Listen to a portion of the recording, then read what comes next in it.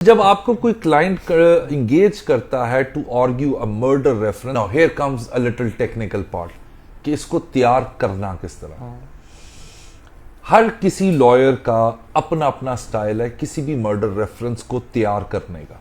मैंने जो अपने इस 19 साल की प्रैक्टिस के अंदर जिन जिन लोगों के सामने मर्डर रेफरेंस या अपीलें आर्ग्यू की, उसमें मुज़ाहिर अली अकबर नकवी साहब थे, वो हेड किया करते थे डीबी को। फिर उसके बाद मलिक मंजूर साहब से 2013 से ऑनवर्ड वाली स्लॉट के अंदर वो स्पेशल डीबी किया करते थे, उनके सामने आर्ग्यू किया हुआ। एक बात याद रखिएगा जो मैं सजेस्ट करूंगा अपने हर देखने वाले यंग लॉयर को, never never never argue a murder reference until and unless you sat in a court and see what is their way of taking notes from you. I still remember Naqvi साहब कहा करते थे, जी बताएं विशाल साहब, आप क्या इस मर्डर रेफरेंस में सेंटेंस को असेल कर रहे हैं या कन्विक्शन को असेल कर रहे हैं। इस सवाल के जवाब के ऊपर उनके पूरे के पूरे अपील और मर्डर रेफरेंस को ऑपरेट करने का मैकेनिज्म डिपेंड करता होता था।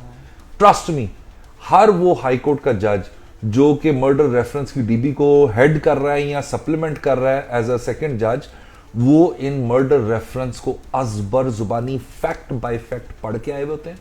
उनके राइट और लेफ्ट के ऊपर उनके रजिस्टर्स पड़े होते हैं जिसके ऊपर उन्होंने अपने नोट्स बनाए हुए हैं और उन्होंने अपने पॉइंट्स नोट किए हुए हैं। अगर उन्होंने उस मर्डर रेफरेंस को कंफर्म करना है तो पॉइंट्स बने हुए हैं, अगर उस मर्डर रेफरेंस का रिजल्ट इन नेगेटिव निकलना है तो वो भी उनके पॉइंट्स बने हुए, and then you have to facilitate. अच्छा, मलिक मंजूर साहब क्या किया करते थे? मलिक मंजूर साहब सबसे पहले आपसे नोट्स लिया करते थे, जी बताएं कि आपका एफआईआर क्या है जी। उसके बाद क्या कहते हैं वो एफआईआर को एग्जिबिट कौन सा लगा हुआ है। उसके बाद क्या कहते हैं आपका फर्द बयान था, आपने दरखास्त दी थी या ओरल दी थी, वो कितने बजे दी थी, वकूआ कितने बजे का, ऑफेंस क्या था, मुल्जमान कितने हैं, वो मुल्जमान का 342 का कौन से पेज के ऊपर है, पीडब्ल्यूज में ऑकुलर अकाउंट के कितने विटनेसेस हैं और वो पीडब्ल्यू कौन सा, उसका पेज नंबर कौन सा। तो मैं क्या करता हूं, मैं आपके साथ शेयर कर दूंगा एंड पे, मैंने अपने नोट्स वगैरह बनाए हुए हैं।